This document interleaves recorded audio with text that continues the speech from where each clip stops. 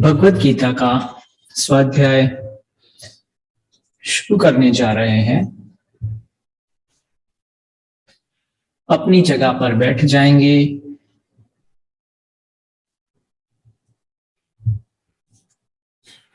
भगवत गीता का स्वाध्याय शुरू करेंगे।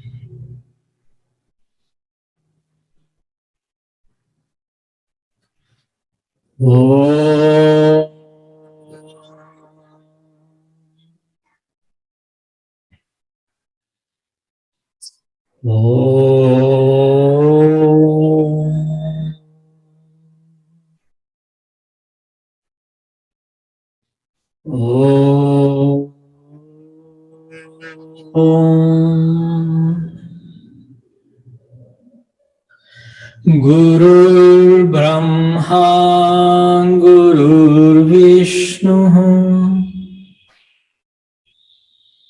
गुरुर्देवो महेश्वरः गुरुः साक्षात् परं ब्रह्म तस्मै श्री गुरवे नमः। वसुदेवसुतं देवं कंसचाणूरमर्दनम्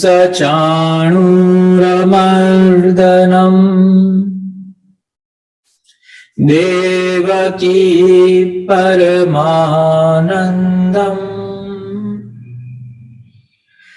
कृष्णं वन्दे जगद्गुरुम्। ॐ शान्ति शान्ति शान्ति। ओम ओम। भगवत गीता का अभ्यास शुरू करेंगे। भगवत गीता में हम ज्ञान योग, जो नॉलेज है, जो अध्यात्म का नॉलेज है, अध्यात्म के बारे में, मतलब आत्मा के बारे में, पुरुष के बारे में, प्रकृति के बारे में, सृष्टि के बारे में, जो कुछ भी हो रहा है, होने वाला है, हो गया है, सब कुछ समझने का हम प्रयत्न करते हैं ज्ञान योग द्वारा, जो भगवान ने हमको भगवत गीता में बताया है। त्रिपुटी की भी बात हो गई कि कैसे ज्ञेय तत्व, मतलब जिसको हमें जानना है, वो जो जानने वाला है ज्ञाता, ज्ञेय, और उसके बीच में होने वाली प्रक्रिया ज्ञान योग कहलाती है। जो कुछ भी साधन, मन, बुद्धि, चित्त, अहंकार, चारों अंतःकरण, वो हमारे साधन है जिसके द्वारा हम ये ज्ञान को, अध्यात्म को समझने का प्रयत्न करते हैं। तो बात हुई थी कि ज्ञान योग में भी भगवान ने 4 अलग अलग स्टेजेस से, या कहने जाए तो अलग अलग पर्सपेक्टिव से ज्ञान योग को या ज्ञेय तत्व को, ज्ञाता को समझाने का प्रयत्न किया है। सबसे पहले तो दूसरे अध्याय में पूरा सांख्य दर्शन, पूरे जो आत्मज्ञानी के लक्षण है, आत्म तत्व मतलब ज्ञेय तत्व के लक्षण, वो समझाने का प्रयत्न करते हैं। वो हम आगे सीखने वाले हैं।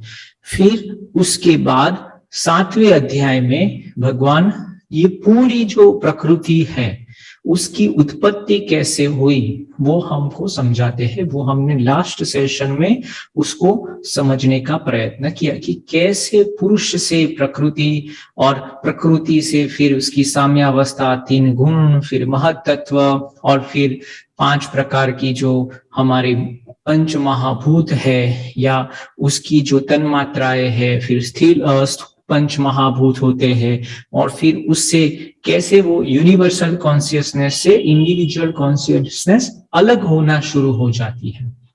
फिर कैसे 3 प्रकार के हमारे शरीर बनते हैं, हर मनुष्य के, हर जीव के, हर सजीव के, स्थूल, सूक्ष्म और कारण, और उसमें से फिर सब बनना शुरू हो जाता है, अभिव्यक्ति होनी शुरू हो जाती है जो दृष्टा और दृश्य मिलकर बने हैं, जो पुरुष और प्रकृति का जो संयोग है, जो हाइड्रोजन और ऑक्सीजन कैसे मिलकर कुछ और ही चीज बनाती है, वैसे ही अद्भुत सर्जन हुआ है पुरुष और प्रकृति का ये संयोजन से।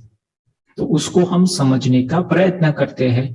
तो पूरा संयोजन समझ में ना आए इसके लिए भगवान क्या करते हैं, पहले जो हाइड्रोजन है जहां से उत्पत्ति हुई है उसको समझाते हैं, ऑक्सीजन को समझाते हैं, कैसे वो दोनों के बीच में मिलन हुआ, कैसे वो प्रक्रिया शुरू हुई वो समझाते हैं।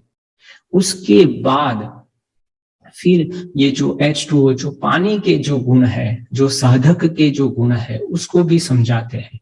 तो ऐसे अलग अलग करके हम ज्ञान योग मतलब हमारी बुद्धि और मन से ये पूरी प्रक्रिया को समझने का प्रयत्न करते हैं। तो लास्ट सेशन में हमने चैप्टर 7 जो ज्ञान और विज्ञान, जो विशिष्ट प्रकार का जो ज्ञान है, जो प्रैक्टिकल नॉलेज है, वो कैसे हम अप्लाइड कर पाए उसके बारे में हमने थोड़ा समझने का प्रयत्न किया था, ज्ञान को और विज्ञान को। आज हम जाना चाहते हैं अध्याय 9, राज विद्या राजगुह्य, मतलब जो रॉयल नॉलेज है, मतलब जो बड़े बड़े जो राजाएं हैं और उसको समझाने का जो प्रयत्न करते थे उसके बारे में बात करने वाले हैं। तो जो रॉयल नॉलेज, राज विद्या राजगुह्य योग के नाम से, तो उसमें हम शुरू करेंगे श्लोक नंबर 4 से। श्लोक नंबर 4 से हम शुरू करने जा रहे हैं। पहले उसका उच्चारण देखते हैं, कैसे उच्चारण होता है, उसका फिर संधि विच्छेद करते हैं, अन्वय करते हैं, पदच्छेद करते हैं, उसको समझने का प्रयत्न करते हैं अर्थ के साथ। माया ततमिदं सर्वम् जगदव्यक्तमूर्तिना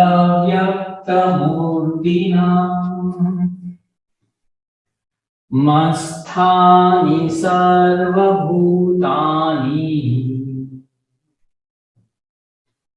न चाहं तेष्वस्थिताः।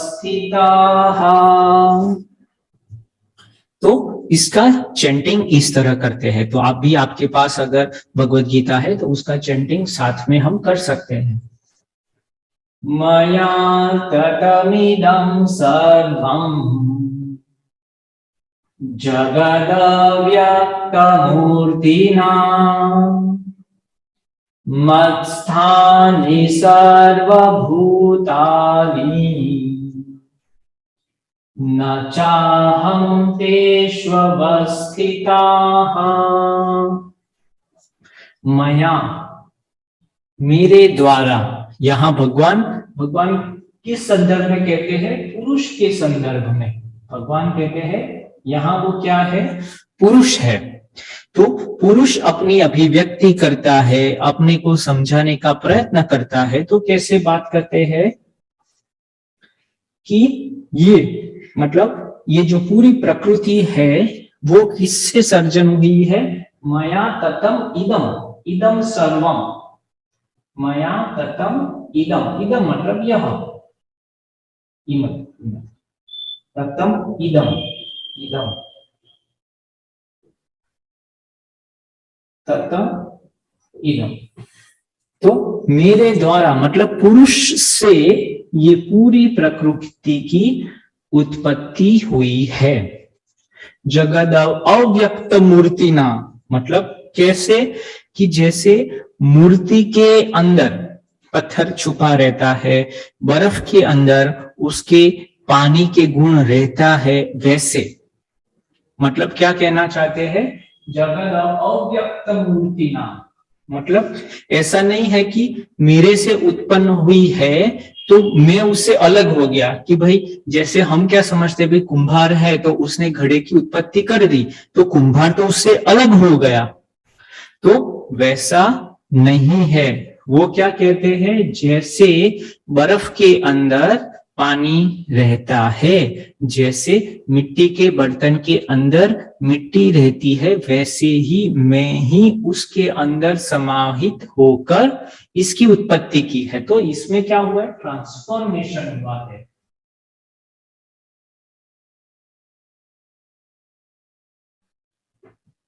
जैसे हाइड्रोजन और ऑक्सीजन उससे पानी बना है, तो हाइड्रोजन कोई अलग रह जाएगा, ऑक्सीजन अलग रह जाएगा, ऐसा नहीं है, वो उसके अंदर ही जाएगा। तो हाइड्रोजन के गुण है, ऑक्सीजन के गुण पानी में मिलते हैं, वैसे ही पुरुष के गुण प्रकृति में रहते ही है। तो जो चेतन और जड़, तो चेतन जड़ के अंदर प्रविष्ट होता है तो वो जड़ भी चेतन बन जाता है। तो वैसे ही पुरुष प्रकृति के अंदर प्रविष्ट होकर मतलब ट्रांसफॉर्म हो जाता है। ऐसे मैंने सृष्टि की उत्पत्ति की है। मत्स्थानि सर्वभूतानि न चाहं तेष्वस्थिताः। और क्या कहते हैं, मस्थानी मेरे संकल्प के द्वारा, मतलब भगवान ने इंटेंशन संकल्प, तो कैसे उत्पत्ति हुई है, अगर पुरुष से प्रकृति की उत्पत्ति हुई है तो कोई प्रश्न पूछे कैसे हो गई, ऐसे ही होगी कि नहीं, ऐसे नहीं हुई है, मेरे संकल्प के द्वारा, मतलब पुरुष के संकल्प के द्वारा। पुरुष का जो यूनिवर्सल कॉन्शियसनेस है, संकल्प शक्ति है, विल पावर है, उससे ये सर्वभूतानि मतलब ये सारे जो भूत, जो पंच महाभूत है, और उससे सारे जीव जगत की जो उत्पत्ति हुई है वो किससे हुई है, मेरे संकल्प के द्वारा। और क्या कहते हैं, और मैं उसमें प्रविष्ट नहीं हुआ हूं, मतलब मैंने जो संकल्प किया है वो संकल्प से मैं अलग हूं। तो यहां वैराग्य का, क्योंकि देखो आगे भी बात, इसीलिए कर्म के सिद्धांत को हमने बहुत पहले ही क्लियर करवा दिया था कि न चाहं तेष्वस्थिताः, क्योंकि अगर वो कर्म करते हैं, मतलब संकल्प मतलब मानसिक कर्म हो गया, तो मानसिक कर्म से वो अलग होकर उदासीन भाव से, वैराग्य के भाव से, डिटैचमेंट से एक विशिष्ट प्रकार का कर्म किया है। न चाहम तेषु अवस्थिताः, उसके अंदर मैं अवस्थित नहीं हूं। मतलब यहाँ कर्म के कौन कौन से कर्म थे, एक तो कर्म थे, एक अकर्म और एक विकर्म। तो एक विशिष्ट प्रकार के कर्म, ऑटोमेटेड वे से हम कर्म करते हैं। तो उन्होंने क्या किया है, पुरुष ने संकल्प कर दिया कि ऐसा होना चाहिए, और वो अपने आप होना शुरू हो गया, मैं उसके साथ अटैच नहीं हुआ। तो यहाँ कर्म के सिद्धांत भी भगवान ने बता दिया, मतलब ये तो सबसे बड़ा कर्म हुआ, मतलब उससे ही सारे कर्म की उत्पत्ति हुई। सबसे पहले उन्होंने संकल्प लिया कि भाई मुझे कर्म करना है, मतलब प्रकृति की उत्पत्ति करनी है। तो ये जो बिग बैंग वाली थियरी है, अपने आप कुछ होता है, वो रॉन्ग हो जाती है। कोई भी संकल्प के बगैर कोई भी चीज होती नहीं है। सर्वभूतानि, सर्व संकल्प, संकल्प के बगैर कोई भी क्रिया होती नहीं है। मतलब कोई भी क्रिया होती है तो उसके पीछे कोई ना कोई उसका रीजन होता है, उसका हेतु होता है। तो यहाँ ज्ञान से हमको वो समझना है कि सबसे मूल मतलब जो बीज है वो क्या है, संकल्प, और उसको ही कहते हैं भगवद संकल्प।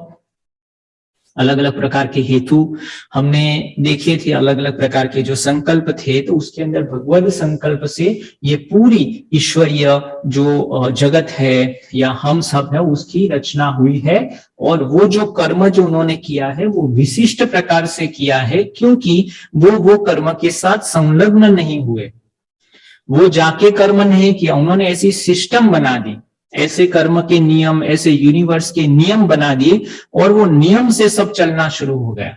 तो हर रोज बैठ के हाथ से वो मिट्टी के बर्तन नहीं बनाते थे, ऐसे उन्होंने सिस्टम, ऐसा मशीन क्रिएट कर दिया कि जब भी सर्जन करना होगा सर्जन होगा, उसके बाद ये टाइम लिमिट के बाद वापिस विसर्जन होगा, वापिस सर्जन होगा, वापिस विसर्जन होगा। और अंदर अंदर भी जो भी इंटरनल जो भी ऑर्गेनिज्म है, ऑर्गेनाइजिंग पावर है अंदर अंदर बीच में, उसका भी पूरा प्रोग्रामिंग करके छोड़ दिया।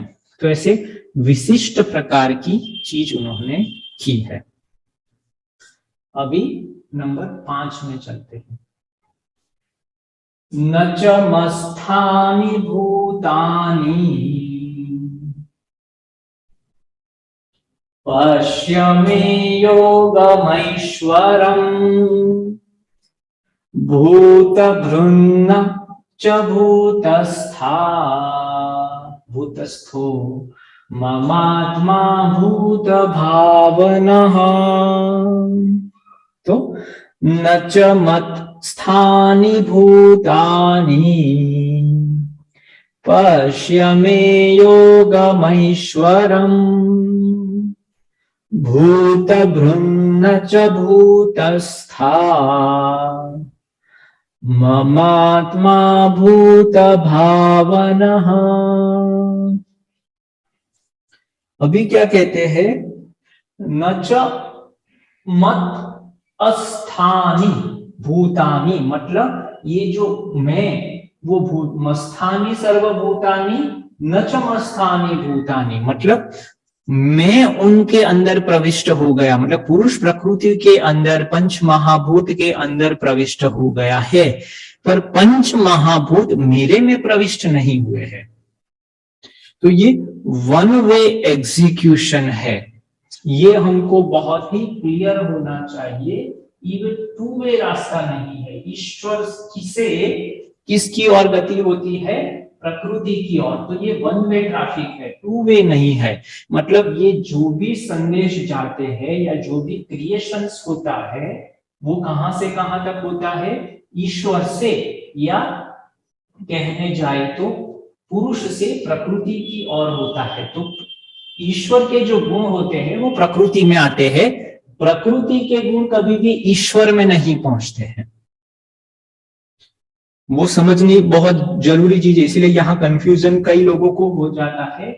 ये टू वे ट्रैफिक नहीं है। कहते हैं कि भाई माया जो है या जो प्रकृति है उसने पुरुष को पकड़ लिया है या उसके गुण उसके ऊपर प्रभावित हो गए हैं, तो कहते हैं यहां से इस तरफ फ्लो हो ही नहीं सकता।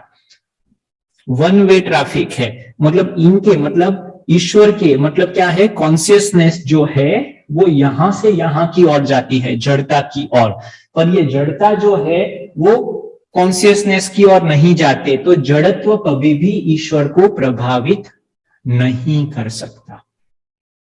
कई बार कहते हैं कि भाई संगत होती है कि भाई आप अच्छे लोगों के साथ रहो तो अच्छा हो जाता है, बुरे लोगों के साथ बुरा, तो उसमें टू वे कम्युनिकेशन, आपके कुछ गुण उसमें जाते हैं, उनके कुछ गुण आप में आते हैं, तो ऐसे टू वे कम्युनिकेशन होता रहता है। तो हमको भी ऐसा लगेगा कि भाई पुरुष और प्रकृति दोनों साथ साथ में है, तो पुरुष के कुछ गुण प्रकृति के पास अगर जा रहे हैं तो प्रकृति के गुण पुरुष में नहीं जाएंगे, एक्सचेंज नहीं होना वाला है कि जड़ता अभी पुरुष को पकड़ लेगी। तो कहते हैं नहीं, मैं किसी से भी अफेक्ट नहीं होने वाला, मतलब मैं अनअफेक्टेड हूं। मतलब जो कॉन्शियसनेस है वो शुद्ध स्वरूप है।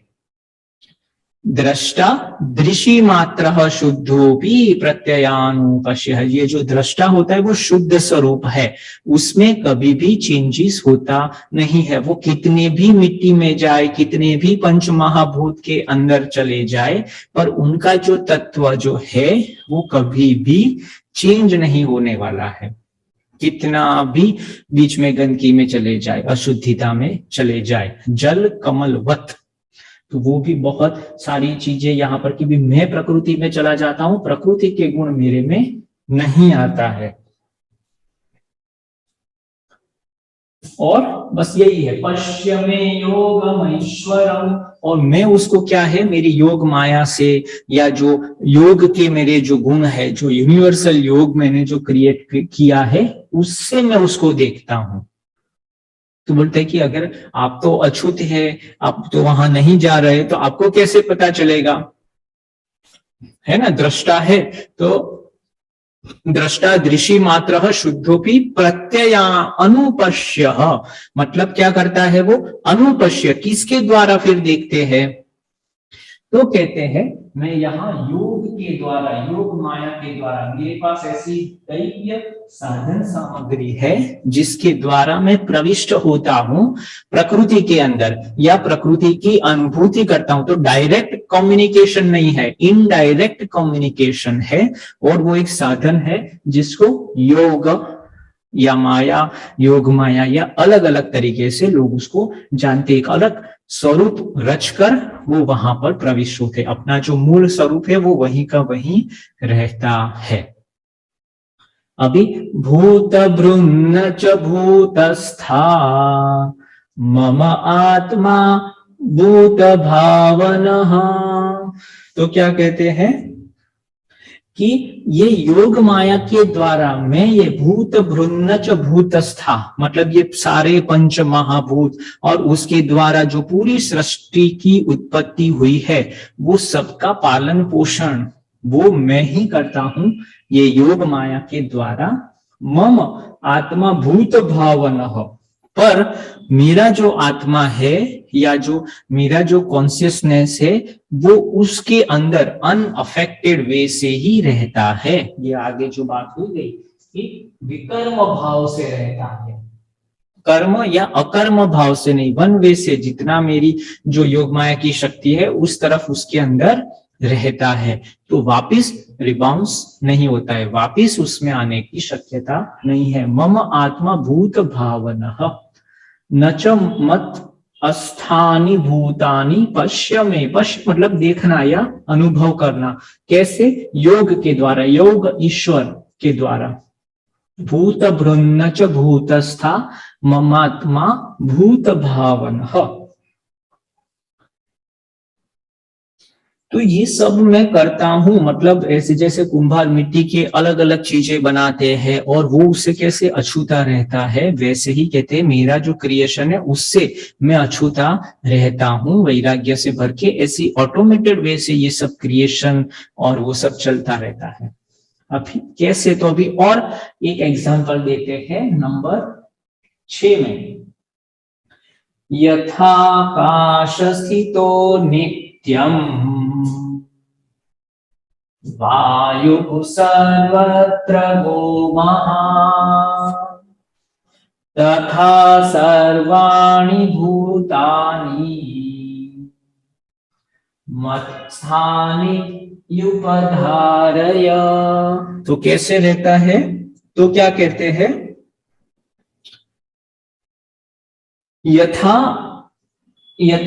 आकाश स्थितो नित्यम, जैसे आकाश के अंदर क्या रहता है, वायु, और हर जगह पर चला जाता है, हर जगह पर घूमता रहता है, वैसे ही मेरे अंदर ये सब भूत, मतलब ये पंच महाभूत, प्रकृति और हम सब इसके अंदर रहते हैं आकाश की तरह। तो यहाँ आकाश की उपमा दी है, तो बहुत ही नजदीक का अगर हमको वो ईश्वर को समझना है या पुरुष को समझना है, तो आकाश की उपमा दी है कि जो हमेशा सब जगह पर रहता है और सबको धारण करता है और फिर भी उससे अछूता रहता है। आकाश में आप कितने भी अलग अलग प्रकार के कलर आ जाएंगे, गंध आ जाएगी, कुछ भी आ जाएगा, उसमें कुछ चेंज नहीं होता। आकाश तत्व जैसा है वैसा ही रहता है। वो सबकी अलग अलग गंध है, अलग अलग शब्द है, अलग अलग जितने भी हम पंच इंद्रियों से जो जो पंच महाभूत की अनुभूति सब आकाश के अंदर रहता है, पर आकाश उससे अलग रहता है। तो एक अपनी एक कल्पना करने के लिए या अनुभव करने के लिए चाहे तो मैं आकाश की तरह हूं, आकाश से तो कई ऊपर है, पर पंच महाभूत में अगर किसी को देखना है तो सबसे पहली जो आवृत्ति हुई है भगवान की वो आकाश की तरह है। तो यथाकाश स्थितो नित्यम वायु सर्वत्र भूमहान तथा सर्वाणि भूतानि मत्स्थानित्युपधारय। ऐसे ही आकाश जैसे वायु को धारण करता है, वैसे ही पुरुष प्रकृति को धारण करके रखता है। तो ये पुरुष को समझाने के लिए ये सब बातें भगवान हमको कर रहे हैं कि पुरुष और प्रकृति दोनों को हम समझने का प्रयत्न करते हैं। अभी और आगे चलते हैं। ये पुरुष और प्रकृति कैसे चलती रहती है उसके बारे में बात करते हैं। 7वां श्लोक, सर्वभूतानि कौन्तेय प्रकृतिं यान्ति मामिकाम् कल्पक्षये पुनस्स्थानि कल्पादौ विसृजाम्यहम्। तो क्या कहते हैं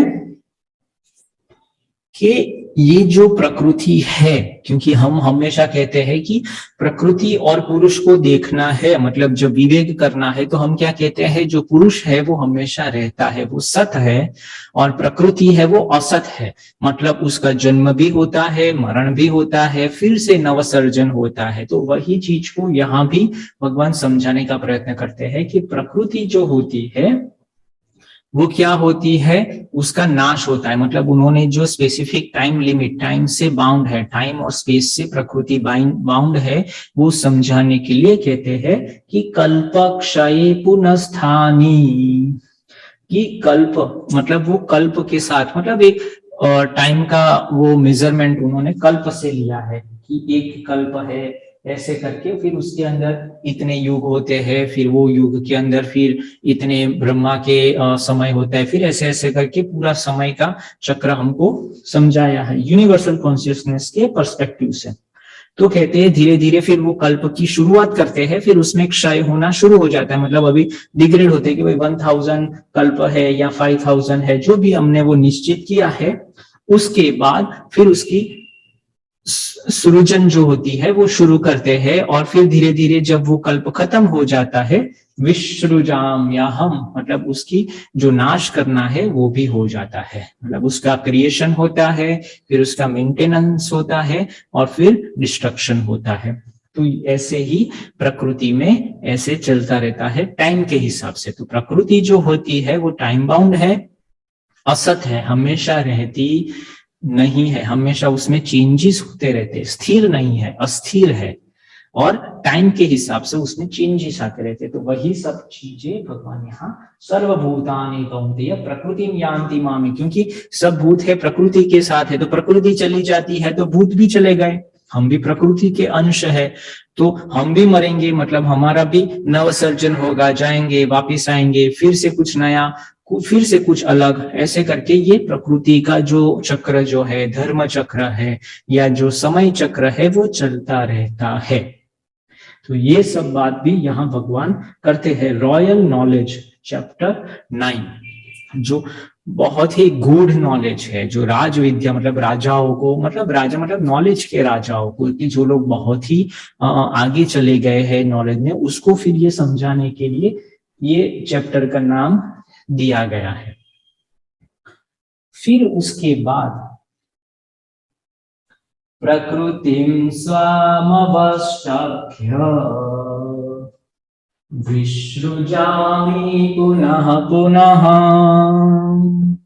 भूतग्राममिमं कृष्णम् अवशं प्रकृतेर्वशात्। तो क्या कहते हैं, तो ये जो प्रकृति से जो हम बंधे हुए हैं या अपने स्वभाव से, प्रकृति स्व का भाव, तो जो प्रकृति जो है वो अपने अपने भाव से वो बाध्य होते हैं। मतलब जो प्रकृति है वो कैसे बंधी हुई है, उसका मूल क्या है, प्रकृति नहीं कहते। इसीलिए देखो प्रकृति और पुरुष, तो प्रकृति नाम जो आया है ना, तो बोलते कि इसकी कैसी प्रकृति है, तो कि भाई उसकी तो तामसिक प्रकृति है, वो तो बहुत सात्विक प्रकृति के, वो तो बहुत रजस प्रकृति के आदमी है। तो ऐसे करके हम नहीं कहते कि अलग अलग प्रकृति है, उनके अलग अलग स्वभाव है। कि भाई आग है तो बोलते कि वो तो एकदम आग के जैसे उनका स्वभाव है, मतलब जलाना है। तो ऐसे अलग अलग जितने भी प्रकृति के अंश है हम सब, तो उसको कैसे मूल्यांकन होता है, स्वभाव से। हमारा जो ओन नेचर होता है वैसे हमारी गणना होती है। तो यहां पर क्या कहते हैं, प्रकृतिं स्वामवष्टभ्य विसृजामि पुनः पुनः। तो जो अभी यहाँ तो कैसे बात हुई, यूनिवर्सल की बात हुई, कल्पक्षय, मतलब ये तो यूनिवर्सल की पूरी जो प्रकृति है उसका कैसे क्रिएशन होता है, मेंटेनेंस होता है और डिस्ट्रक्शन होता है, वो बात हुई। यहां क्या चले जाते हैं भगवान, इंडिविजुअलिस्टिक। तो अभी ये जो नॉलेज देते हैं भगवान, वो क्या देते हैं कि भाई इंडिविजुअल बेसिस के ऊपर उनका क्रिएशन होता है, उनका मेंटेनेंस होता है और उनका डिस्ट्रक्शन होता है। तो उनका मूल क्या है, तो कहते हैं स्वभाव। स्वभाव सब अपने प्रकृति से बंधे हैं, अपने स्वभाव से बंधे हुए हैं। जैसे जैसे स्वभाव है और स्वभाव से उनके क्या हो गए, इंटेंशन हो गए, संकल्प हो गए, उनके संकल्प से उनके कर्म हो गए और उनके कर्म के उनके परिणाम हो गए। उससे ये उनका जो जन्म है, मरण है या जो जो भी भोग वगैरह है, भूत ग्रामम इमम कृष्णम अवशम प्रकृतेर वशात, वो प्रकृति से ही बंधे हुए। देखो यहाँ पर भगवान ऐसा नहीं कहते कि मैं उनका पालन पोषण करता हूं या मैं उनको जो भी अच्छा है बुरा उसका फल देता हूं, कि नहीं, वो अपने ही प्रकृति के हिसाब से विसृजामि पुनः पुनः, उनका क्या हो जाता है, अंत होता है या क्रिएशन होता है अपने ही नेचर के द्वारा, अपने ही कर्मों के द्वारा। बात हो गई थी विकर्म, विशिष्ट प्रकार के कर्म जो भगवान ने क्रिएट किए हैं वो यहाँ पर मैनिफेस्ट हुए हैं। उन्होंने क्या कर दिया है, हर को एक अलग अलग अलग स्वभाव दिया है, खुद का भाव दे दिया है। जो 5 प्रकार के कोश है उसमें आनंदमय कोश, उसके अंदर हमारा जो हृदय है, हमारा जो इमोशनल इंटेलिजेंस, हमारा जो भाव है, उसके हिसाब से सब कुछ क्रिएट होता है। जैसा भाव होता है वैसे ही थॉट प्रोसेस क्रिएट होती है। अगर हम डर में है तो उस प्रकार के थॉट प्रोसेस होते हैं, हम प्रेम में होते हैं तो उस प्रकार के थॉट प्रोसेस, वो थॉट प्रोसेस से फिर संकल्प बनता है और फिर वो संकल्प से हम कर्म करते हैं और फिर कर्म के परिणाम भुगतते हैं और ऐसे हमारा जीवन मरण चलता रहता है। विसृजामि पुनः पुनः भूतग्राम इमं कृष्णम अवशम, मतलब उससे वशित होकर, मतलब उससे प्रभावित होकर, प्रकृतेर वशात, प्रकृति मतलब अपने गुण के कारण वो क्या चलता रहता है, उनका ये जीवन मरण का चक्र चलता रहता है।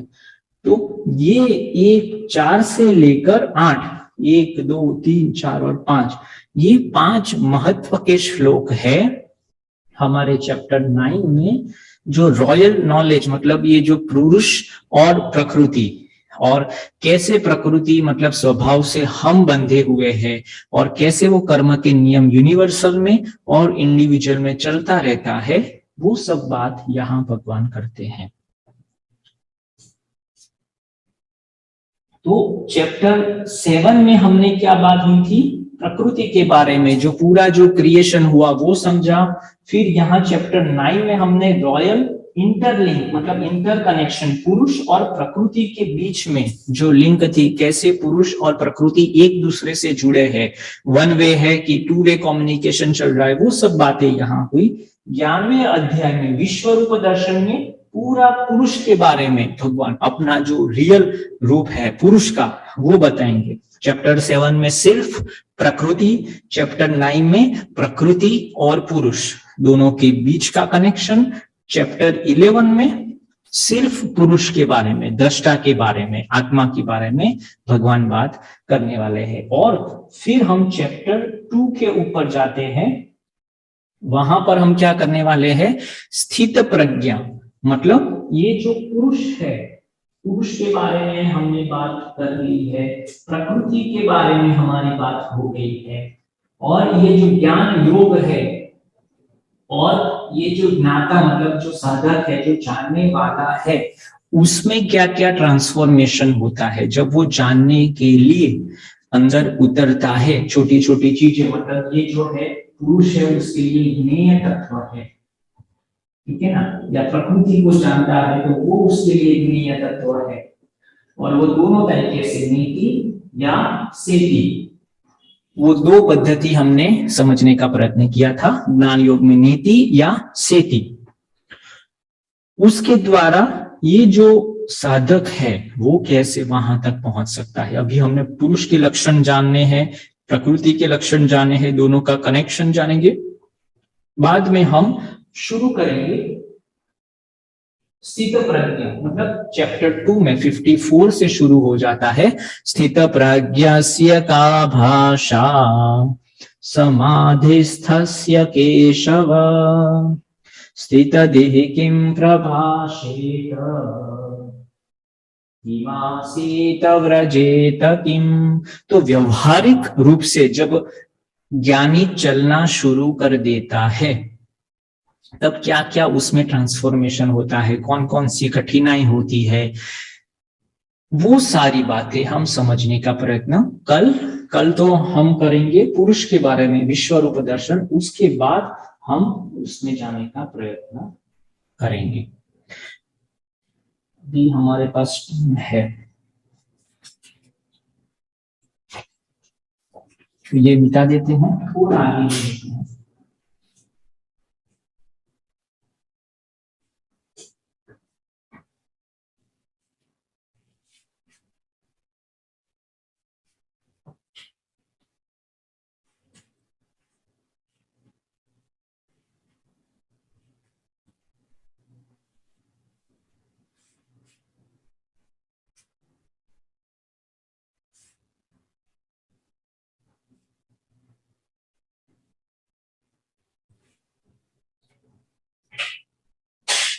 तो हमारे पास थोड़ा जो टाइम है तो हम सेकंड चैप्टर के अंदर थोड़ी बात आत्मा के बारे में जो हुई है वो हम कर लेते हैं।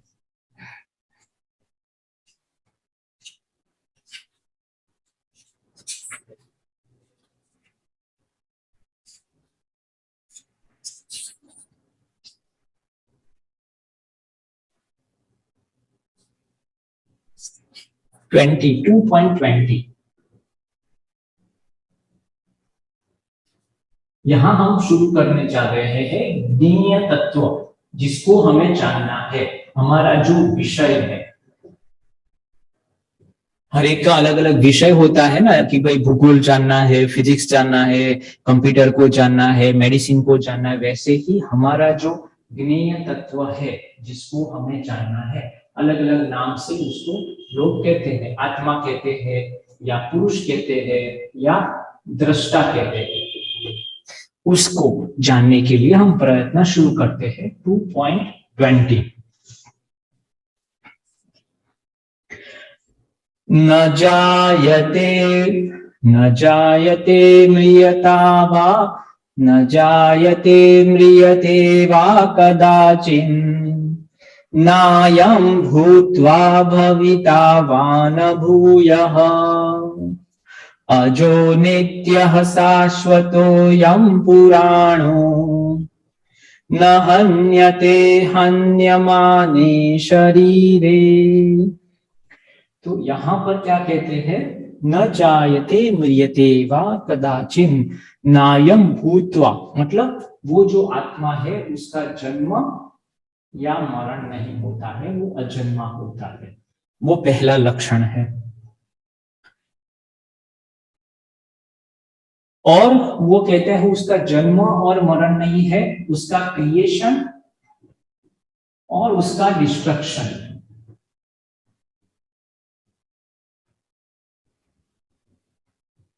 वो भी नहीं होता है। फिर क्या कहते हैं, क्योंकि अजो नित्य शाश्वत, वो कैसा है, एक तो नित्य है, शाश्वत है आत्मा, फिर क्या है, और पुरातन, पुरातन है। तो ये जो बात यहाँ पर ज्ञेय तत्व के बारे में, जिसको हमको जानना है, उसका जन्म मरण नहीं है, उसका क्रिएशन डिस्ट्रक्शन नहीं होता है, वो हमेशा नित्य होता है, शाश्वत होता है और पुरातन है, सबसे पुराना है। फिर वासांसी जी, अभी 22, ये भी बहुत ही पॉपुलर श्लोक है, सेम राग है इसीलिए साथ में ले लेते हैं। वासांसि जीर्णानि यथा विहाय नवानि गृह्णाति नरोपराणि तथा शरीराणि विहाय जीर्णान् यन्यानि संयाति नवानि देहि। वासांसि जीर्णानि, ये भी बहुत पॉपुलर, जैसे हम अपने जो कपड़े जो होते हैं वो पुराने जैसे हम उसको छोड़ देते हैं और नए पहन लेते हैं, वैसे ही ये जो आत्मा होता है वो क्या करता है, अलग अलग शरीर, मतलब कौन कौन से शरीर, मतलब स्थूल शरीर नहीं, तीनों शरीर, हम 3 शरीर की बात हो गई थी। 3 शरीर कौन कौन से है, तो कहते हैं कारण, सूक्ष्म और स्थूल। ये 3 प्रकार के जो शरीर है वो आत्मा धारण करता है, और उसको धारण कराने वाले कौन है, हमारे ही कर्म और हमारे ही क्या होते हैं, स्वभाव, उसके रिलेटेड वो क्या होता है, 3 जो शरीर होते हैं वो उसको धारण करता रहता है। तो इसीलिए जब वो यहाँ से हम डिपार्चर होते हैं, दूसरी दुनिया में जाते हैं, अलग जगह पर जाते हैं, तो ये श्लोक बहुत हेल्पफुल होता है कि ये जो है अभी आत्मा को भी क्या हो गया है, पुरुष को क्या हुआ है कि अभी कुछ नया चाहिए, उसको कुछ चेंज चाहिए, तो ये श्लोक आता है। वासांसि जीर्णानि यथा विहाय, मतलब वासांसि जीर्णानि, जो कपड़े हैं वो जीर्ण हो गए तो उसको त्याग कर क्या करता है, नवानि गृह्णाति, गृह्णाति मतलब उसको लाता है, उसको धारण करता है, नरोपराणि तथा शरीराणि विहाय जीर्णान् अन्यानि संयाति नवान देहि। इसको नया, फिर यहाँ भी बात हो गई थी देहि, देहि और देह, जैसे बात हुई थी ड्राइवर और गाड़ी, ऐसे ही देह के अंदर या देह को धारण करने वाला वो देही, मतलब ये आत्मा है। तो ये जो देही है वो जैसे हम अपने कपड़े बदलते हैं वैसे ही आत्मा ऐसे शरीर, तीनों शरीर को बदलता है, क्योंकि वो देही है, देह नहीं है, देह को धारण करने वाला है। नैनं छिन्दन्ति शस्त्राणि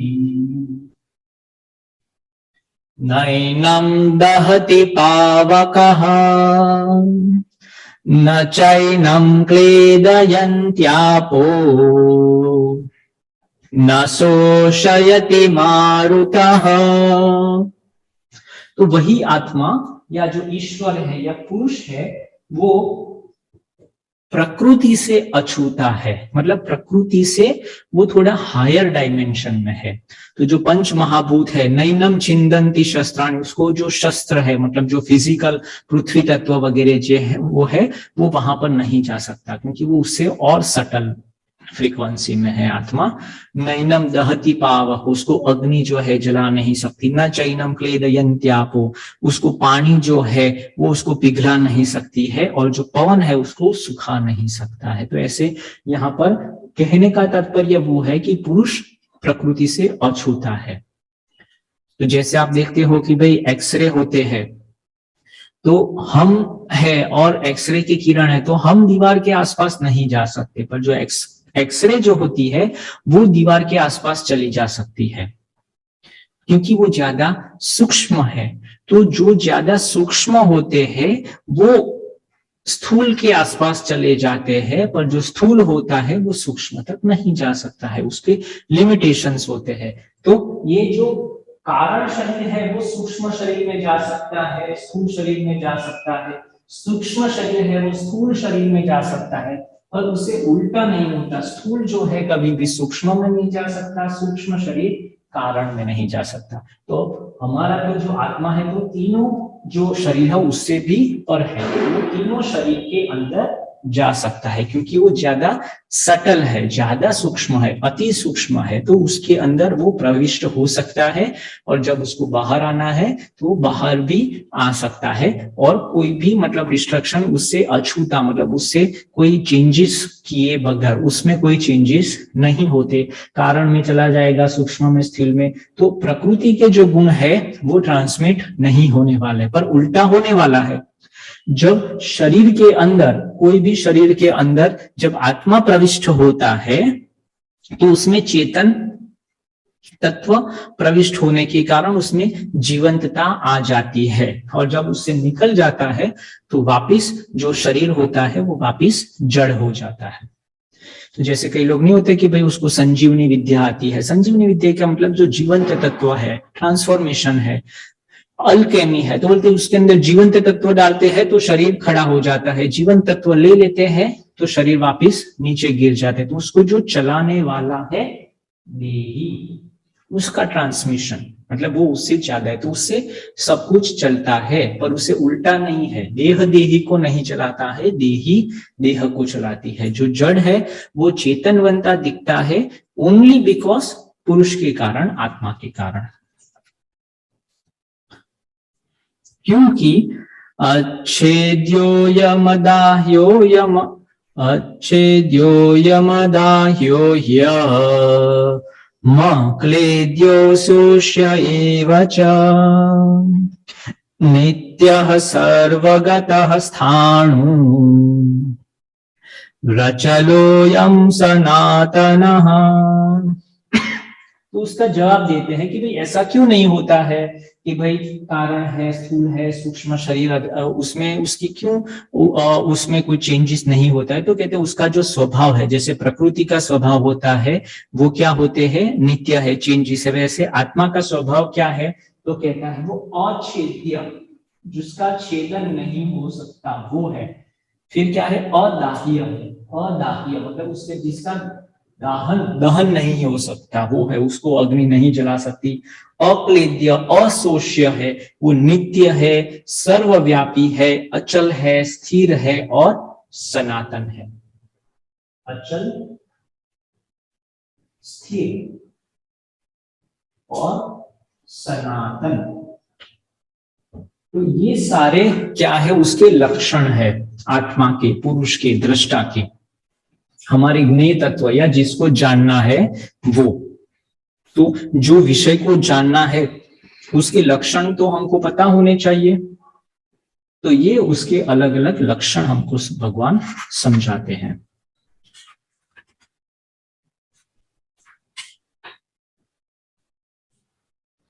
और एक लास्ट में, अव्यक्तो यमचिन्त्यो मविकार्यो यमुच्यते तस्मादेवं विदित्वैनम् नानुशोचितुमर्हसि। तो अव्यक्त मतलब उसके फिर से लक्षण है, कौन कौन से लक्षण है, तो कहते हैं वो अव्यक्त है, मतलब वो व्यक्त नहीं है, मतलब मैनिफेस्ट फॉर्म में नहीं है, वो हमेशा अनमैनिफेस्टेड फॉर्म में रहता है। वो अचिंत्य है, मतलब जो थॉट प्रोसेस है उसका चिंतन नहीं हो सकता। क्यों, क्योंकि उससे सूक्ष्म शरीर से भी वो पर है। विकार रहित है, उसके अंदर कोई भी विकार नहीं है, कोई भी दोष नहीं है, अशुद्धियां नहीं है। तो ऐसे करके भगवान हमको दूसरे अध्याय के अंदर ये जो पुरुष के लक्षण जो है वो हमको समझाते हैं।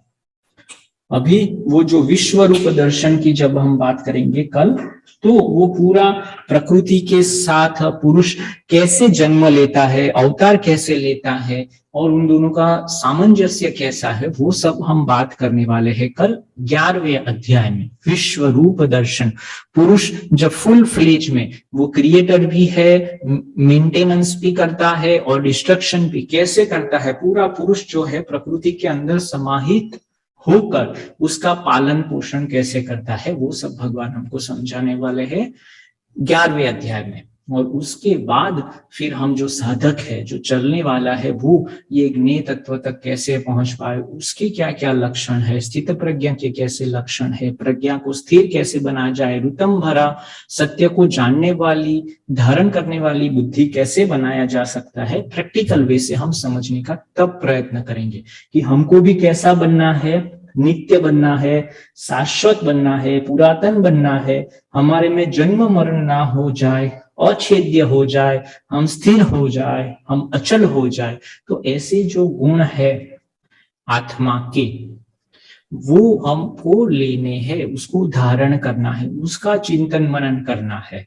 तो वो हम कैसे पॉजिटिव एफर्मेशन से, मेडिटेशन से उसको कैसे धारण कर पाए, वो हम बाद में समझेंगे। अभी हमने यूनिवर्सल पुरुष और इंडिविजुअल पुरुष वो सब समझा है। अभी और डेप्थ में जाके ज्ञान योग मतलब बुद्धि के द्वारा वो जो गुण है उसको धारण करना हम सीखेंगे।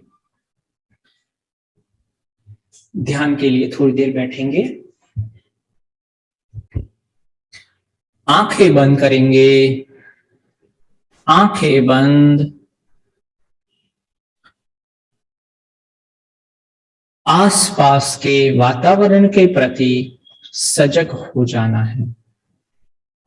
आसपास के वातावरण के प्रति सजग, जो कुछ भी आवाजें ध्वनियां सुनाई देती है उसके प्रति अवेयर हो जाना है। शरीर शांत, मन शांत, बुद्धि प्राण सब शांत हो गए, शांत हो गए। ज्ञान योग के द्वारा मेरे मन और बुद्धि को एकाग्र करना, कुशल करना हम सीख रहे हैं। जैसे अलग अलग विषय होते हैं, विषय का ज्ञान हम लेते रहते हैं, अलग अलग प्रकार की इंफॉर्मेशन, नॉलेज सब कुछ हम बाहरी जगत के लेते हैं। पर ये जो ज्ञान है और खास कर विज्ञान है, विशिष्ट प्रकार का अनुभव सिद्ध ज्ञान लेने का आज से हम प्रयत्न शुरू कर देते हैं। तो जो द्वैत भाव मेरे अंदर आ गया है वो पुरुष और प्रकृति के मिलने के कारण है। तो वो द्वैत से अद्वैत की ओर जाने की यात्रा वही ज्ञान योग है। मैं कौन हूं? Who am I? क्योंकि दो चीजों में मैं कंफ्यूज हो गया हूं। जैसे दूध और पानी मिल जाता है और उसको अलग करना बहुत ही कठिन हो जाता है, पर ऐसे कई हंस होते हैं कि वो दोनों को अलग कर पाए, सत और असत को, दृष्टा और दृश्य को अलग करना सीख ले विवेक बुद्धि से। दृग दृश्य विवेक, विवेक को जगाने का प्रयत्न ज्ञान योग। तो दो तरीके से हम कर सकते हैं, एक तो नीति की साधना और एक सेति की साधना।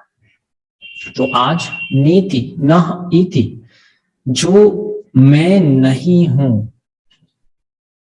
उसके द्वारा जो बाद में रह जाता है वही मैं हूं।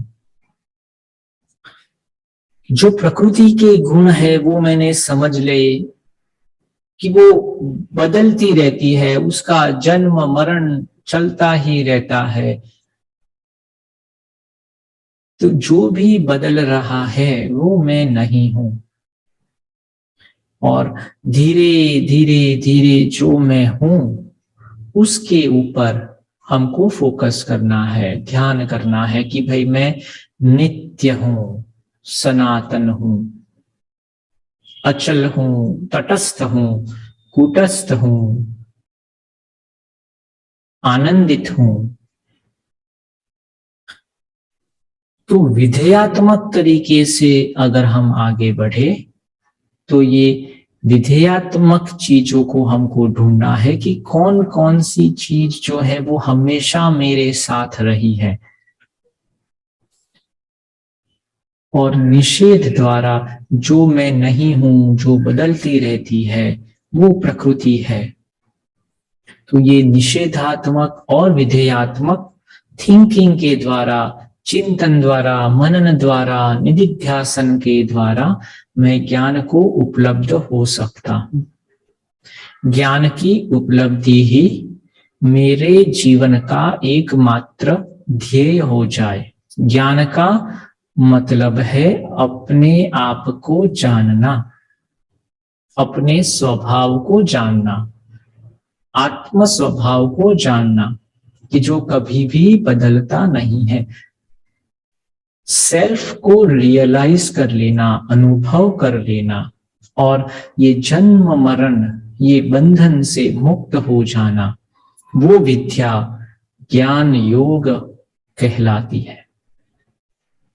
तो इतनी बड़ी विद्या को आदर पूर्वक मैं अपने हृदय में धारण करने का संकल्प करता हूं, संकल्प करती हूं। हृदय गुहर मध्य केवलम ब्रह्म मात्र, वो जो आत्म तत्व मेरे हृदय के अंदर बैठा हुआ है। जैसे भगवान ने बात की कि मैं प्रकृति के अंदर प्रविष्ट होकर सब संचालन करता हूं, तो वो ईश्वरीय तत्व, ईश तत्व की अनुभूति मेरे हृदय के भीतर, आत्म तत्व की अनुभूति आज से ही, अभी से ही करना शुरू कर देता हूं। ऐसी ध्वनि, ऐसा स्पर्श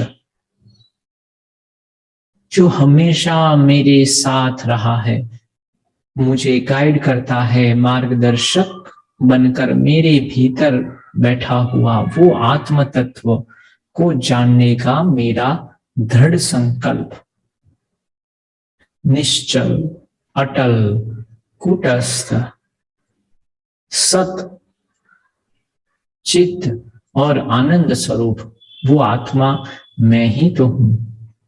तत् त्वम असि, वो ब्रह्म मैं ही हूं। अहम ब्रह्म अस्मि, वो ब्रह्म तत्व मैं ही तो हूं। प्रज्ञानम ब्रह्म, वो बुद्धि जिसके द्वारा मैं आत्म तत्व को जानने वाला हूं या जानती हूं, वो भी ब्रह्म ही है, और वो प्रज्ञा ब्रह्म भी मैं ही हूं। और ये दृढ़ संकल्प के साथ मेरी ज्ञान योग की यात्रा शुरू हो गई। सब कुछ स्पष्ट होने लगा, क्या सत है, क्या असत है, क्या करना चाहिए, क्या नहीं करना चाहिए। व्यवहारिक जगत से लेके जीवन के हर मोड़ में वही मुझे मार्गदर्शन करने वाला आत्म तत्व है। मैं अभय हो गया, क्योंकि ये जो शरीर है वो तो बदलता रहता है। वासांसि जीर्णानि नवानि गृह्णाति, जैसे अलग अलग हम वस्त्र बदलते रहते हैं, वैसे ही मैं आत्मा शरीर को बदलता रहता हूँ, पुराने को छोड़कर नया धारण करता हूँ। तो उससे डर कैसा? शरीर में बीमारी है, मन में बीमारी है, वो तो आने ही वाली है, प्रकृति के नियम है। तो उसके ऊपर ध्यान न देकर सिर्फ आत्मा के ऊपर मेरा पूरा फोकस आत्मा में स्थिर हो गया, मेरी बुद्धि स्थिर हो गई, स्थित प्रज्ञा बन गया। मेरा जीवन पूरा जीवन बस ये ज्ञेय तत्व आत्म तत्व के पीछे लग जाए, धीरे धीरे मेरी प्रज्ञा स्थिर हो जाए, वैसे ईश्वर से प्रार्थना कर कर आज का सेशन यही समाप्त करते हैं। शांति पाठ।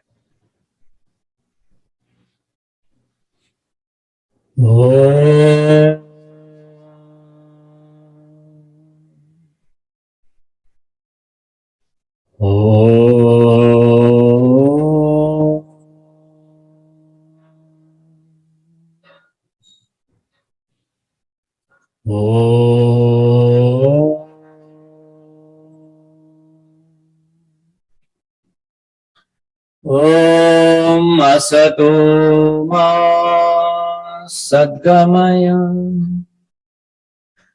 तमसो मा ज्योतिर्गमय मृत्योर्मा अमृतं गमय। ओम सहना भवतु सहनौ भुनक्तु सह वीर्यं करवावहै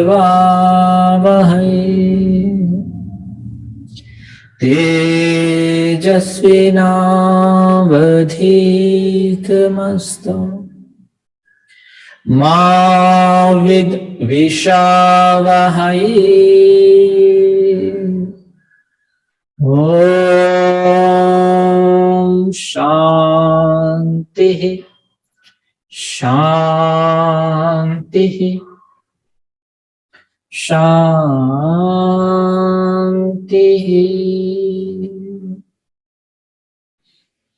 ओम सबका धन्यवाद। आज का सेशन यहीं समाप्त करते हैं, कल इसी समय मिलेंगे। कोई प्रश्न है तो पूछ सकते हैं।